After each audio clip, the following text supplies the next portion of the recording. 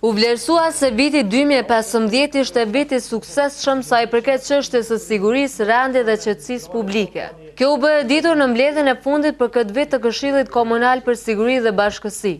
Kris Gjoka, komandanti i stacionit policor në Gjakov, dha një raport të shkurtër duke thënë se ka qenë një vit i stërë ngarkuar me raste, por më të vogla në krahasim me vitin që po lëm pas. Asnjë rast tjetër sensitiv, asnjë rast nuk kemi pasur që për dallim nga vitet e kaluara që kanë qenë deri në 11 raste, brenda një viti kanë qenë vrasjeve në komunën tonë. Këtë vit vetëm ky rast është i vrasjeve dhe ky rast unë e cilësoj si rast të izoluar dhe mendojmë që edhe ato që vrasin për më shumë në kuptimin e dhunës, por dhuna nuk i dihet, si thonë populli rabe nuk ka mos, ka kaluar në fatalitet apo në vrasje. Rastet e të tjera sensitive nuk kemi pas, kanë qenë disa plaçkitje që ne quajmë grabitje, por kanë qenë klasike. Rreth përgatitjeve për festat e fundvitit u tha se Kuvendi Komunal i Gjakovës në bashkëpunim me stacionin policor kanë marrë të gjitha masat që të mos ketë asnjë incident. Njëjtin fokusim e kemi edhe për festat e fundvitit.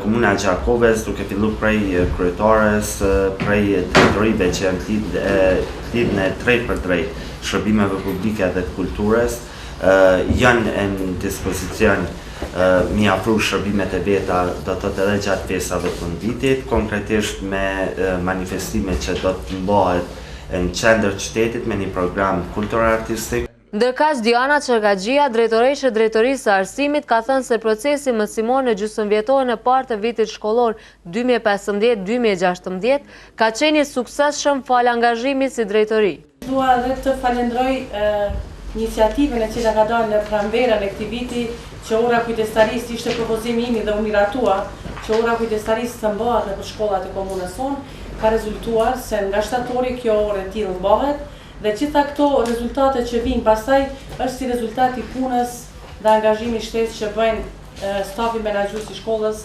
bashkë me kujdestarët e klasave. Këshilli Komunal për Siguri në Bashkësi ka miratuar edhe raportin e mbledhjeve të mbajtura gjatë vitit 2015.